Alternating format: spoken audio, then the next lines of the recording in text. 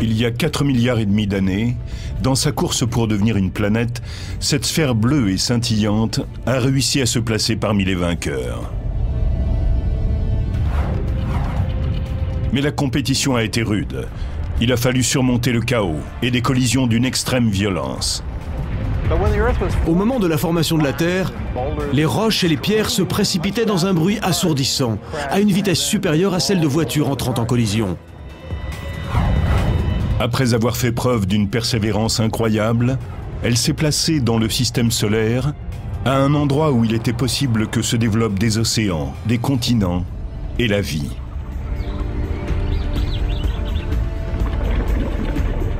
Les bactéries favorisent la création d'oxygène. Nous devons d'être ce que nous sommes à l'écume de la Terre. Malgré les dommages que notre époque lui fait subir, notre planète demeure une des créations les plus étonnantes de l'univers.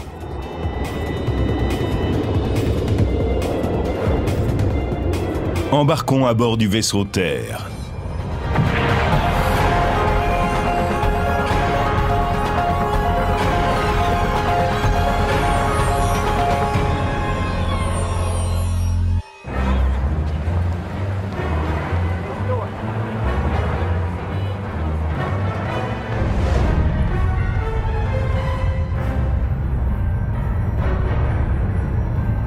Supposons que les extraterrestres existent et qu'ils veuillent visiter notre planète. Ils s'apprêteraient à vivre un séjour cosmique absolument génial. Le nom de la Terre vient du latin Terra. Elle est la 3e planète en partant du Soleil. Dès leur arrivée, nos visiteurs comprendraient pourquoi on la surnomme la planète bleue. Les 3/4 de sa surface sont couverts d'eau. Et ils s'apercevraient que la Terre est la seule planète du système solaire où l'on peut trouver des humains et d'autres formes de vie avancées. Quiconque peut s'accoutumer à notre atmosphère riche en oxygène ou respirer sous l'eau peut explorer la Terre sans vaisseau ou équipement spatial particulier. Mais nos touristes devront au préalable régler leur montre. Il faut 365 jours à la Terre pour faire le tour du Soleil. Et chaque jour, ici, se compose de 24 heures. C'est le temps qu'il faut à la planète pour faire un tour autour de son axe. Les voyageurs seront bien sûr prévenus des risques de tempêtes dévastatrices et de guerres civiles. Mais la Terre reste une destination relativement sûre.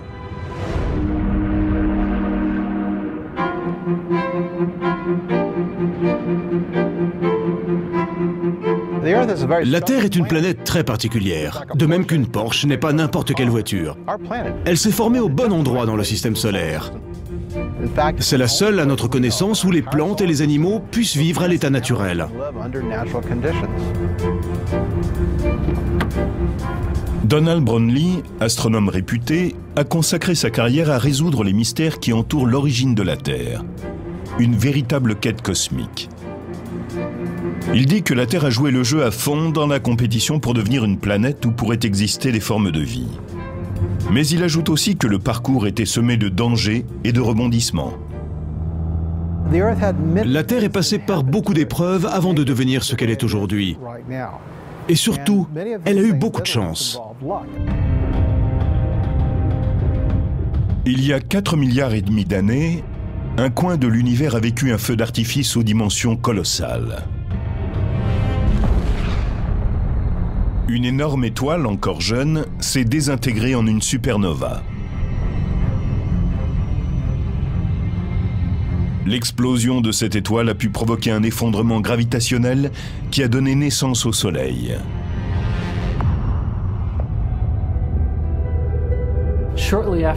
Peu après la formation du Soleil, tout un tas de matériaux se sont mis en orbite autour de lui. Des éléments microscopiques, des particules de glace, des poussières, un peu comme les peluches qui sortent d'un sèche-linge. Et tout cela a commencé à s'agglomérer. En fait, ces petits morceaux étaient plutôt faits de sable, de silicate. Ils se sont agglutinés et ont constitué des pierres, puis des rochers.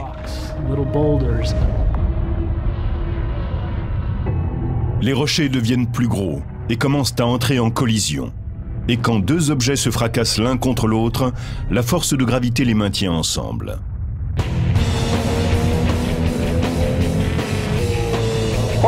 Les Porsche sont connus pour leur vitesse, les planètes également. Au moment de la formation de la Terre, les particules, les pierres et les rochers se jetaient les uns contre les autres à une vitesse bien plus élevée que celle d'une voiture se crachant contre un mur ou contre un autre véhicule. C'est à la faveur de multiples collisions qu'est née la Terre. Mais il a fallu encore de nombreux impacts pour qu'elle atteigne sa taille actuelle.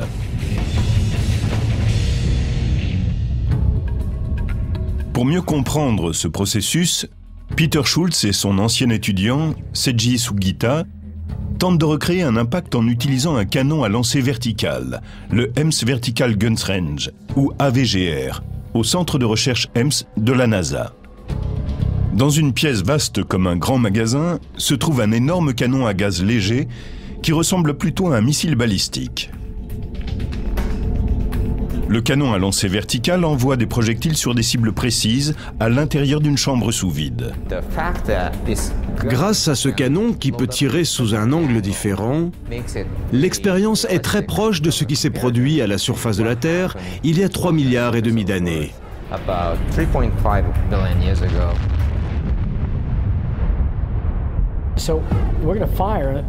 À l'intérieur de la chambre vide, on va mettre le feu à cette toute petite sphère d'aluminium de 2 cm de diamètre. On l'utilise parce qu'elle a à peu près la même densité qu'un astéroïde lorsqu'il entre dans l'atmosphère de la Terre. Elle va se fracasser à une vitesse de près de 5 km par seconde, c'est-à-dire 10 fois la vitesse d'une balle. Elle sera réduite en 1000 morceaux. Le canon à lancer vertical va lancer la bille d'aluminium à l'intérieur d'une chambre sous vide emplie de gaz atmosphérique. Là, elle viendra frapper un petit monticule de sable qui ressemble à la surface de la Terre à son origine. Nous sommes dans une chambre sous vide qui va être remplie d'un gaz. Cela permettra de simuler l'atmosphère de la Terre à ses débuts. Continuons. On va former des petits cratères. La Terre devait être ainsi à ses débuts. Comme des chocs se produisaient en permanence, il devait y avoir une foule de cratères. Et voilà. Il s'agit de venir frapper le centre de la cible et de regarder la forme du cratère. Vous allez pouvoir observer la force de destruction de cette minuscule petite bille. Elle va faire de sérieux dégâts.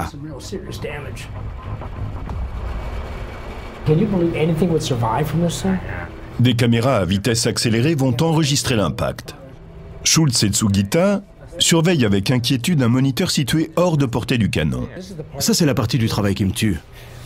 C'est le calme avant la tempête. Depuis une salle de contrôle sécurisée, un ingénieur déclenche plusieurs commandes. Ok, on y va. Schultz et Sugita mélangent science et superstition. Croisons les doigts, croisons les jambes et croisons les mains.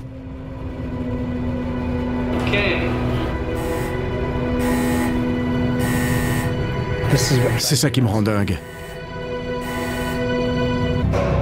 Oh, superbe. Oh mon Dieu. Allez, on va jeter un coup d'œil. L'expérience a marché. Regarde ça. C'est incroyable. T'imagines ça sur la Terre? Oui. Il y aurait des nuages qui fileraient à la vitesse de tornades. Ou même plus vite encore. La vidéo nous fait découvrir une image réaliste et en même temps effrayante de ce qui s'est passé à l'origine de la Terre. C'est génial comme naissance. Allez, on y va.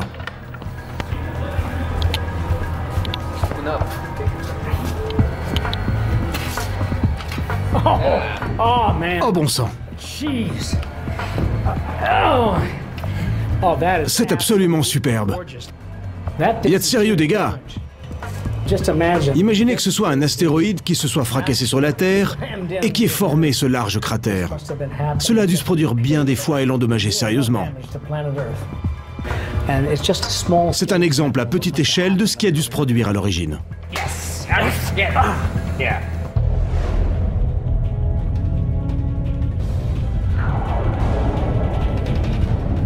Certains des objets qui sont venus se fracasser sur la Terre à très grande vitesse mesuraient 450 km de diamètre. L'énergie d'un tel impact a produit une chaleur épouvantable. La Terre a commencé à brûler de l'intérieur. Le fer et le nickel ont fondu et ont coulé au cœur de la planète, formant comme une immense chaudière. La roche extérieure ou magma devenu liquide formait un océan en fusion. La planète déchaînée était devenue un objet infernal qui flottait dans l'espace. C'était vraiment l'enfer sur la Terre. Les projectiles les plus importants auraient pu stériliser la planète. Lors du choc, il y avait une production de vapeur qui pouvait réchauffer toute la surface de la Terre à une température supérieure à celle de la stérilisation. La formation du noyau a lieu au cours des 40 premiers millions d'années. Et les conséquences en sont très importantes pour l'avenir de la planète. À l'intérieur du noyau en fer, la boule de métal fondu donne naissance à un remarquable champ magnétique.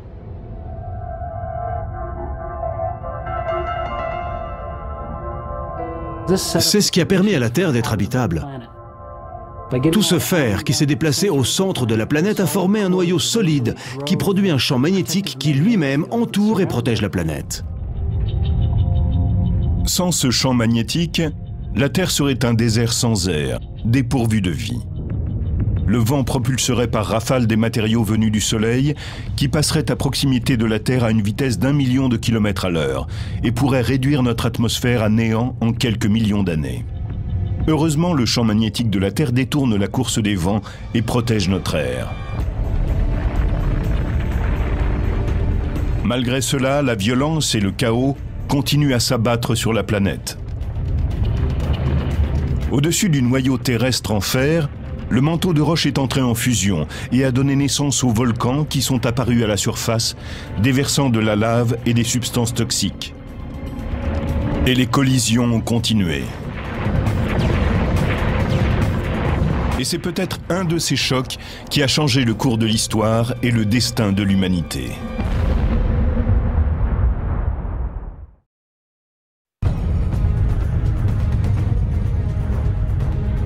« 50 millions d'années après sa formation, la Terre est victime d'une collision qui lui fait prendre une nouvelle direction. Un objet de la taille de Mars s'écrase sur notre planète, qui mesure déjà 80% de sa taille définitive. L'impact de l'explosion mélange les couches externes des deux planètes qui fusionnent pour agrandir la Terre.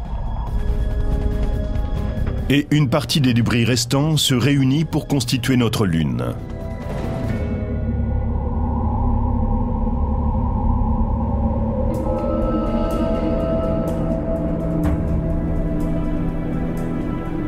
William Hartmann, spécialiste des planètes, a été le premier à émettre cette théorie après la première mission de la NASA sur la Lune.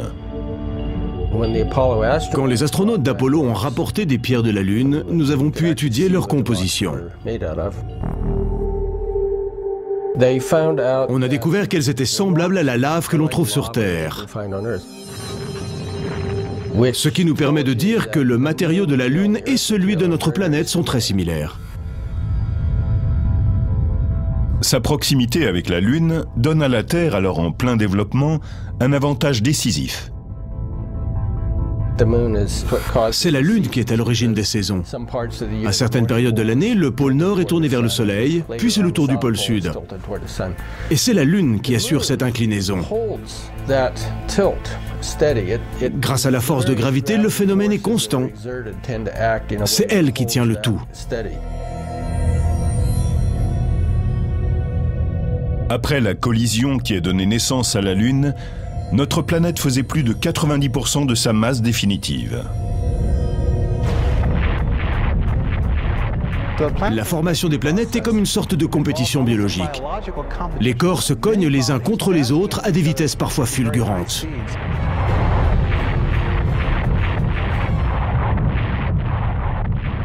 Il y a environ 3,9 milliards d'années, les collisions sont moins fréquentes. Notre système solaire se composait alors de 8 planètes, ou de 9 si l'on compte Pluton. La Terre occupe la 3e position autour du Soleil, dont elle est distante à l'heure actuelle de 150 millions de kilomètres.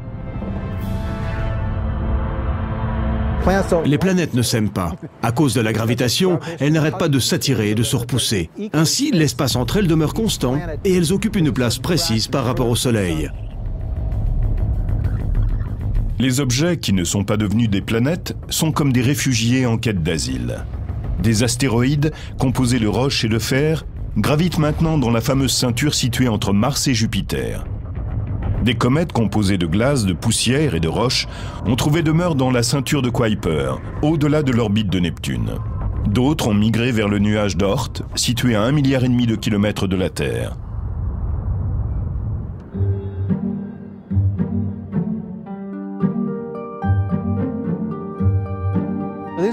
Ces porches endommagées sont une bonne métaphore du système solaire à son origine, ou plutôt des comètes et des astéroïdes qui ont survécu. De même qu'on apporte ces véhicules ici pour les recycler, ainsi nous pourrions nous tourner vers les comètes et les astéroïdes et y prélever certains éléments vitaux qui y sont stockés depuis la formation du système solaire. Au cours de l'histoire de la Terre, de nombreux astéroïdes en perdition ont dévié de leur orbite et atterri sur notre planète. Ce sont les météorites. Au cours des années, les spécialistes les ont analysés et ont déterminé leur âge grâce à la datation radioactive. Les météorites s'étant formées au même moment que les planètes, elles nous renseignent sur l'âge de la Terre. Celle-ci compterait 4,5 milliards d'années. C'est fantastique d'un point de vue scientifique. C'est comme si on faisait des recherches sur notre histoire familiale et qu'on retrouve tout d'un coup des traces de nos premiers ancêtres au tout début de l'existence de la Terre. Les astéroïdes et les comètes nous éclairent aussi sur les origines de la présence de l'eau sur notre planète.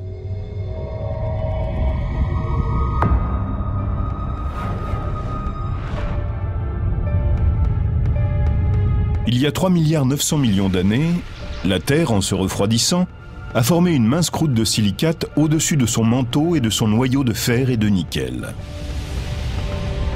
Un liquide chaud a bientôt couvert toute la surface de la planète, à l'exception de quelques îles volcaniques éparpillées sur le globe. Une des chances de la Terre, c'est d'être née au bon endroit, dans ce que l'on peut appeler une zone habitable. Elle est à la bonne distance du Soleil, assez loin pour que ses océans ne soient pas en ébullition ou trop chauds, et assez près pour qu'ils ne gèlent pas.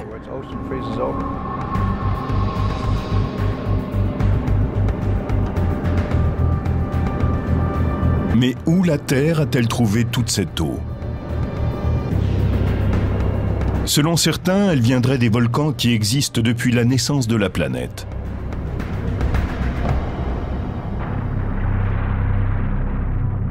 Ceux-ci rejettent d'énormes quantités de vapeur dans l'atmosphère.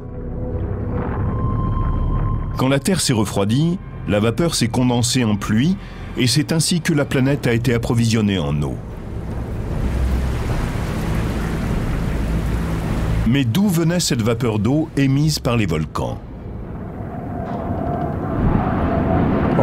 À la base, les volcans recyclent le matériau issu de la roche en fusion dans le manteau terrestre et l'eau en fait partie.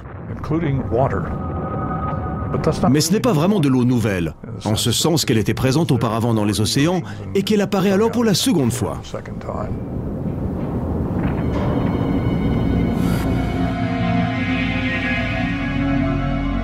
Michael Mumma appartient à la NASA. Selon lui, l'eau de la planète vient de l'espace. Les comètes, composées de gaz gelés, ont pu arroser d'eau la Terre au cours des chocs incessants qui se sont produits dans les premiers temps. Une particule gelée est en mesure de libérer de l'eau, principalement en fonction de sa taille. Les corps les plus petits se désintègrent à une certaine hauteur dans l'atmosphère. Les autres ont vaporisé leur eau à la surface de la Terre, et c'est ainsi qu'on en trouve sur la planète.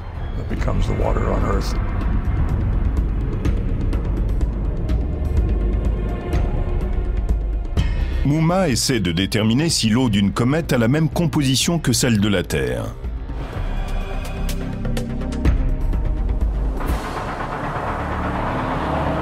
Nous savons que les océans contiennent un mélange d'eau normale, H2O, et d'eau lourde, DHO. Cette dernière comprend du deutérium, une forme d'hydrogène 2 fois plus lourde que l'hydrogène normal. Les comètes sont difficiles à étudier. Elles ne passent guère à proximité de notre planète, la plupart voyagent dans le système solaire extérieur. Mais en 1986, la sonde européenne Giotto a croisé la comète de Halley, qui était alors à 56 millions de kilomètres de la Terre.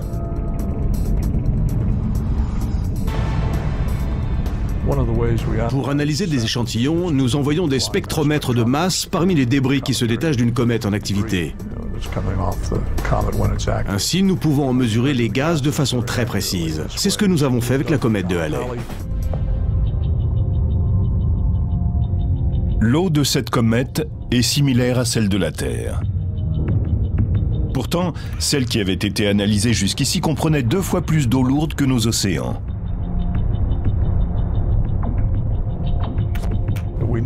Après avoir étudié les composants de différentes comètes, nous savons aujourd'hui qu'elles ne sont pas toutes semblables.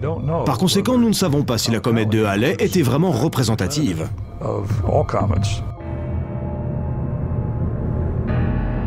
La plupart des comètes étudiées viennent de la ceinture de Kuiper, située dans le système solaire extérieur. Par conséquent, elles n'ont sans doute pas participé à la formation de la Terre.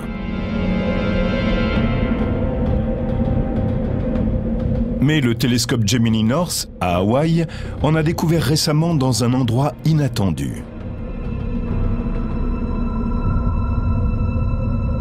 Dans la ceinture d'astéroïdes située entre Mars et Jupiter.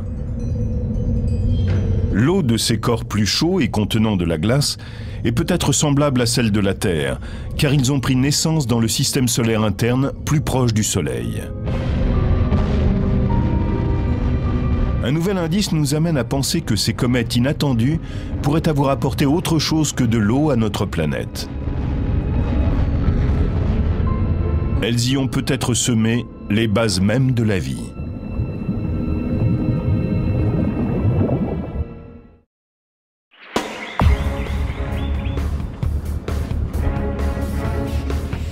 L'origine de la vie reste une des questions les plus mystérieuses et les plus controversées lorsqu'on s'intéresse à la Terre.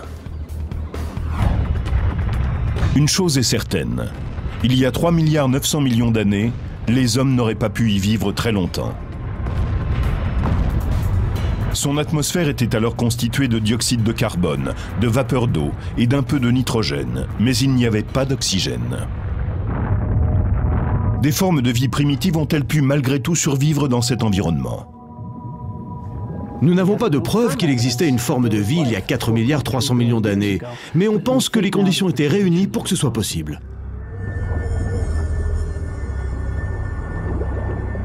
Les fossiles les plus anciens ne datent que de 3,7 milliards à 3,9 milliards d'années. Certains pensent qu'ils évoluaient autrefois dans d'anciens étangs ou lacs. Là, les composants chimiques et l'énergie contenue dans l'atmosphère ont donné naissance à ce qu'on appelle la soupe primordiale, composée d'acides aminés, éléments essentiels de la vie. Mais les éléments originels auraient-ils pu venir d'ailleurs? D'un objet extraterrestre, par exemple? Les météorites contiennent des matériaux organiques, en particulier des acides aminés. Elles se sont formées quelque part au début du système solaire. Il y a donc eu libération de matériaux organiques venus de l'espace. En admettant que les astéroïdes et les comètes aient fait voyager ces bases de la vie dans l'espace, comment ont-elles pu survivre à la collision avec la Terre?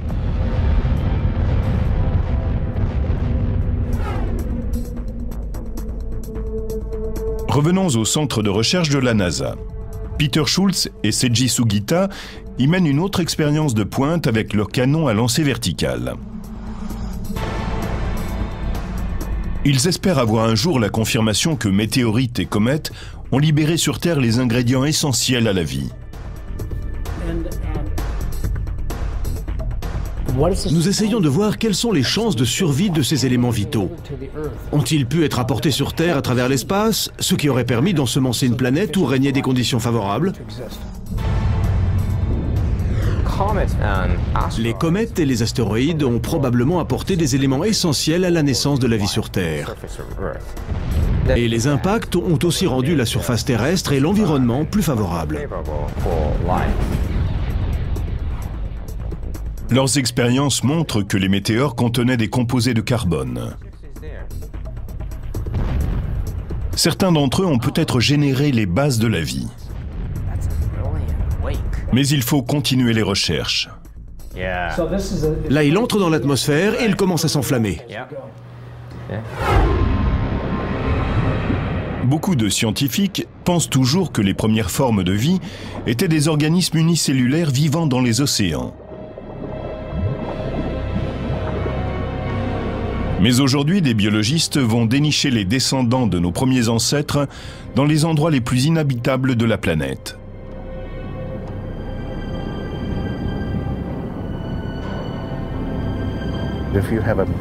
Disons que si une grosse Cadillac symbolise la vie moderne, la vie d'autrefois sera alors une bicyclette. Il n'y a aucun autre vestige de ces organismes que leurs traces chimiques. Et je pense qu'il est important de garder présent à l'esprit que pendant les 2 premiers milliards d'années, il n'y avait sur Terre que des microbes.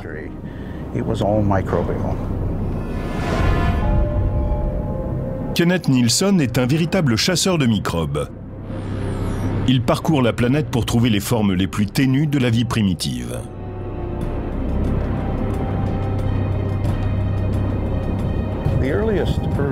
À l'origine, la planète était composée d'hydrogène, de sulfure d'hydrogène. Il y avait beaucoup de méthane aussi et un peu de dioxyde de carbone. C'était un endroit plein de sources d'énergie. Les microbes profitaient de tout ce que leur offrait la planète.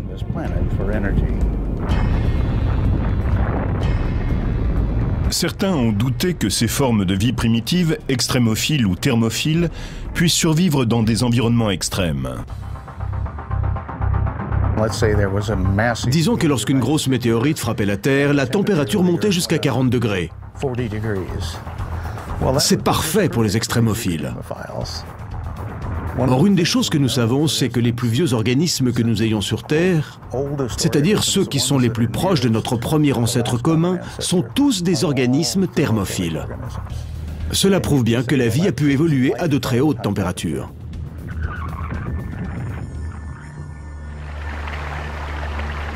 On trouve encore aujourd'hui des descendants de ces organismes au sang chaud. Ils peuvent vivre à des températures de 110 degrés. Si vous cherchez ce que l'on appelle des thermophiles, allez au parc de Yellowstone et observez ces lacs bouillonnants, ces chaudrons d'eau qui sentent si fort. Pendant des années, on a affirmé qu'ils étaient stériles. Mais la vérité, c'est qu'ils sont pleins de vie. Et ces organismes s'adaptent très bien à cet environnement extrême. La survie jusqu'à nos jours de ces organismes extrémophiles prouverait que la vie a pu s'adapter aux conditions extrêmes qui régnaient sur Terre au cours de ses débuts agités. Mais comment des microbes unicellulaires ont-ils pu se transformer en organismes complexes? Il y a environ 3 milliards d'années, les formes de vie primitives ont absorbé l'énergie du Soleil.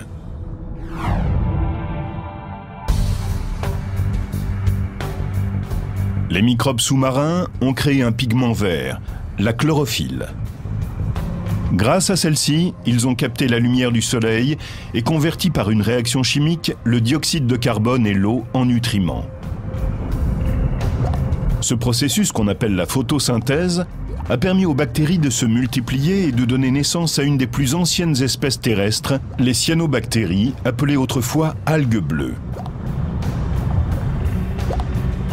Les cyanobactéries ont produit dans l'eau et dans l'air de grandes quantités d'oxygène libre, déclenchant ainsi une véritable révolution. D'un seul coup, la vie s'est divisée en 2 groupes. L'un s'est passé d'oxygène et a formé la partie anaérobique du monde, et l'autre s'est servi de l'oxygène comme d'un apport énergétique et a pu ensuite évoluer, grandir, et le tout assez rapidement. Une chose est sûre, quand les cyanobactéries ont eu cette capacité, elles ont battu tout le reste à plat de couture.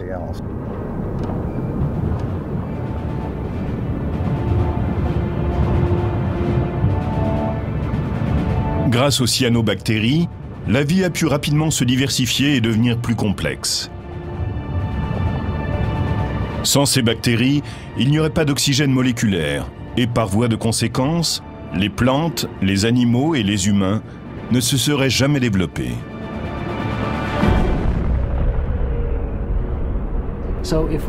Si les cyanobactéries n'existaient pas, nous ne serions pas là. Nous devons d'être ce que nous sommes à ces déchets de la Terre.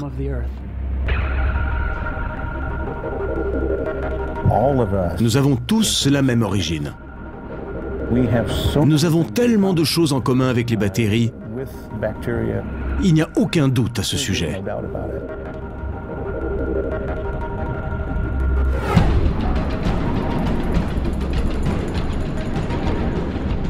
Aucune vie ne semble habiter le désert de Mojave, près de la vallée de la mort dans le sud de la Californie. Pourtant, sous le lit de ce lac desséché, les ancêtres de l'humanité prospèrent.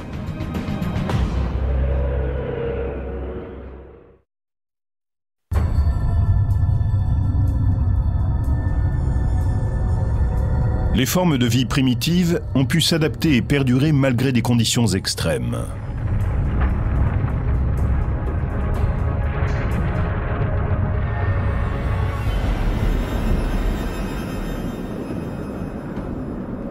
Aujourd'hui, dans ce désert sec et stérile, le géobiologiste Kenneth Nilsson est à la recherche des secrets de la vie.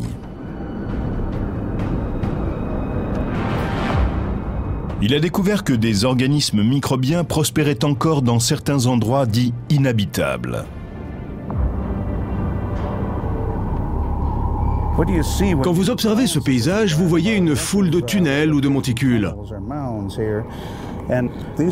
Ils sont le résultat des gaz émis par les microbes qui vivent dans cette région plate et boueuse. Si nous prenions de l'eau, que nous réhydrations ce morceau de boue desséché et que nous le mettions sous un microscope, nous verrions un univers fétide grouillant de microbes. Ainsi va le cycle de la vie dans les marais. Les organismes que nous pourrions appeler extrémophiles poursuivent leur existence dans des marécages comme celui-ci.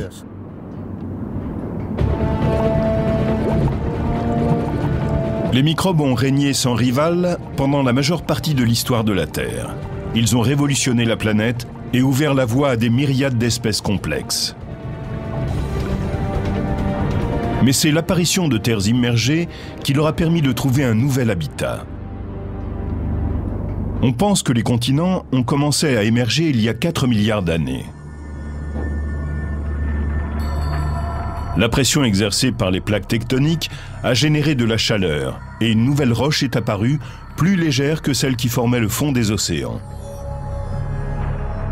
Celle-ci s'est mise à flotter et à s'agréger, donnant naissance aux continents dont la taille et la forme se sont affinées au cours du temps.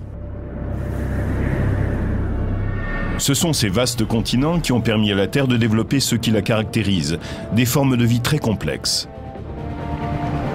Après plus de 2 milliards d'années d'évolution planétaire et biologique, les premières plantes et animaux ont quitté l'eau pour la terre ferme. Mais il faudra attendre des centaines de millions d'années avant que n'apparaisse l'homme.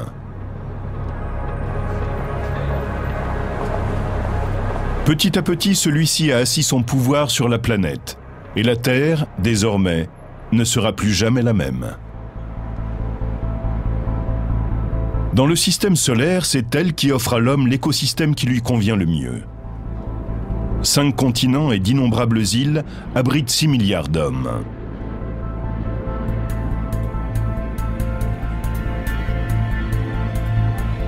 Mais il faut remarquer que la Terre a vécu la plus grande partie de son histoire sans l'humanité.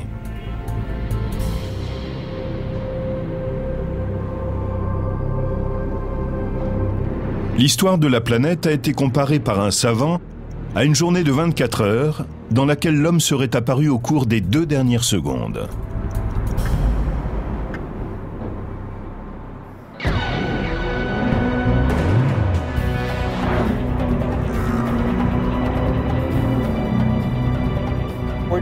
En ce moment, nous tournons sur la piste à une vitesse relativement modeste. Le véhicule roule en douceur sur un trajet très encadré. Cela m'évoque la Terre. Elle a connu des hauts et des bas, mais quand on compare son évolution à celle d'autres planètes, on s'aperçoit qu'elle a eu un parcours relativement calme pendant des milliards d'années. C'est pour cela que la vie a pu s'y épanouir.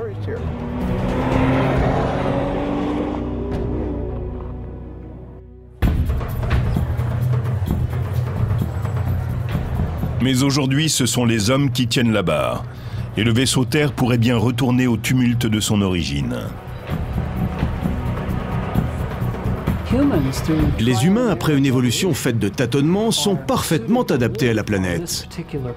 C'est vrai à l'heure actuelle, mais est-ce que ce le sera dans le futur? Nous ne le savons pas. Les Terriens ont inventé l'extraordinaire, la technologie. Des véhicules mécaniques, des gadgets et des tas d'objets qui ont simplifié et amélioré leur vie quotidienne. La plupart d'entre eux est fabriqué ou roule grâce au combustible fossile, extrait de la croûte terrestre.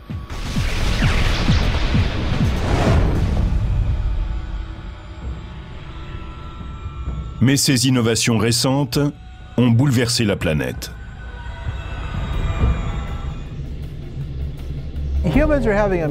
Les hommes exercent une action déterminante sur la planète. Nous sommes maintenant très avertis de son réchauffement et de l'explosion démographique. On appelle effet de serre naturel l'absorption de rayons infrarouges par notre atmosphère, qui a pour effet de réchauffer la planète. Sans les gaz à effet de serre, la température chuterait de 30 degrés. Mais au cours des 20 dernières années, la production de gaz, en partie liée à l'utilisation des combustibles fossiles, a énormément augmenté. Et le réchauffement exponentiel de la planète affecte l'agriculture, le niveau des mers et le temps qu'il fait. Par le passé, il est arrivé que les niveaux de dioxyde de carbone augmentent pour des raisons naturelles, comme la production de gaz volcanique. Mais aujourd'hui, la planète se réchauffe de plus en plus vite.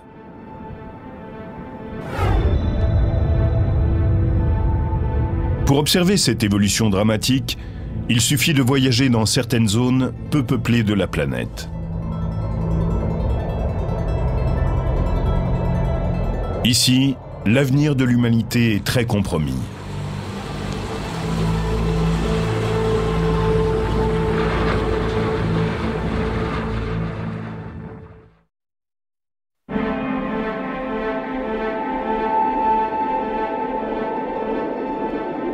Les pôles nord et sud sont appelés des cryosphères.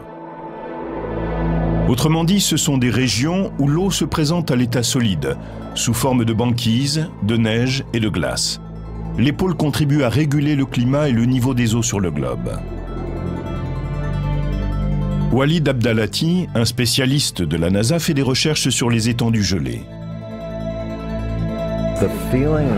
La sensation qu'on éprouve sur la glace est extraordinaire. On a l'impression de revenir à l'origine. Il y a des endroits où mes bottes ont sans doute été les premières à toucher ce sol. On se sent très humble. C'est tellement vaste. C'est très impressionnant.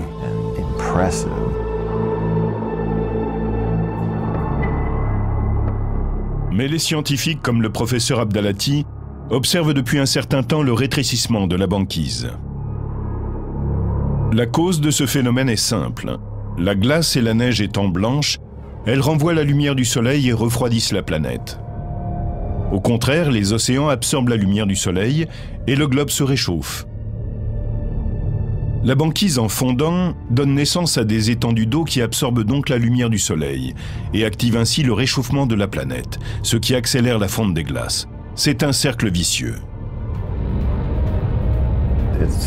C'est très instable parce que le moindre changement tend à amplifier le phénomène. C'est ce qu'on appelle un effet boule de neige.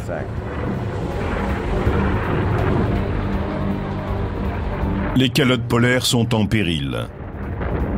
La fonte permanente de ces précieux territoires pourrait déclencher un jour d'immenses catastrophes.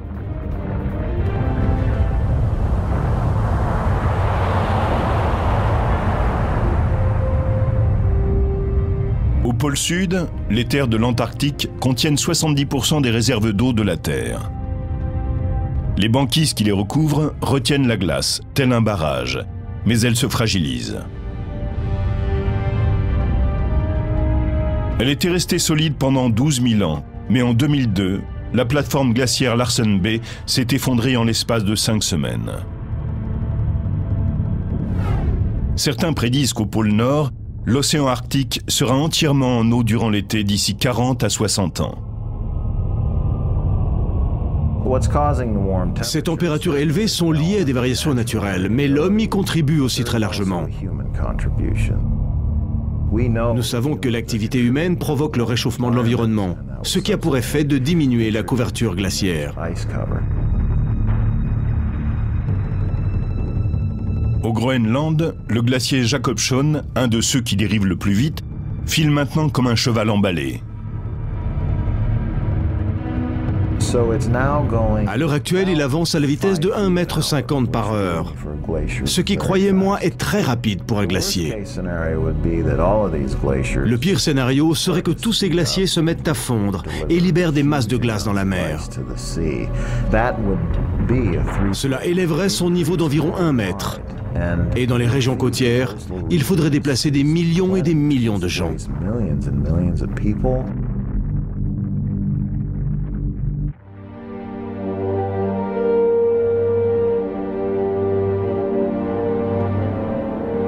Les hommes sont peut-être capables de réduire leur pollution, mais cela risque de prendre des décennies. Et certains processus qui pourraient décider de l'avenir de l'humanité sont déjà à l'œuvre.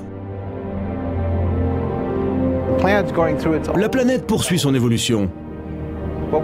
Nous ne faisons que subir les conséquences de ce que nous lui infligeons. Mais cela ne lui fait rien à elle. Nous pouvons prévoir le réchauffement de la planète et les changements pour les siècles à venir, mais pour elle, ce n'est qu'une petite anomalie. Pour nous, c'est grave. Mais pour elle, ce n'est qu'un grain de sable en termes d'évolution planétaire.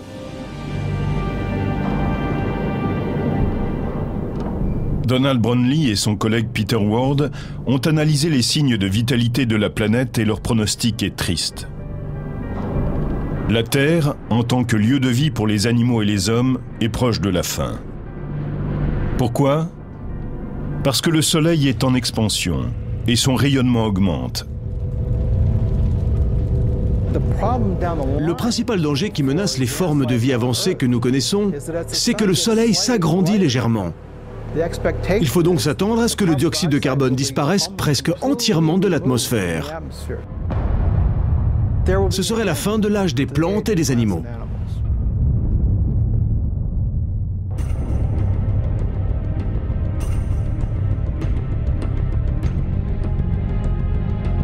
Les humains pourraient avoir disparu dans 500 millions d'années à cause de l'expansion du Soleil.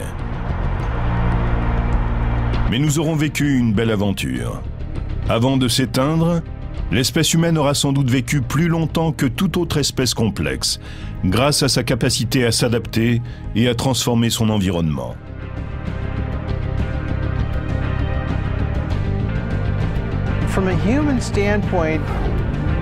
Nous disposerons d'une planète qui restera une Porsche pendant encore 1 milliard d'années.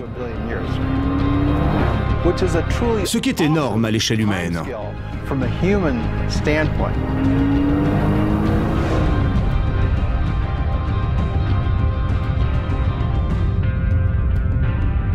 Tandis que le vaisseau Terre manœuvre dans des eaux inexplorées, l'activité humaine peut avoir de graves répercussions sur les trésors que renferme la planète et sur sa survie dans l'univers.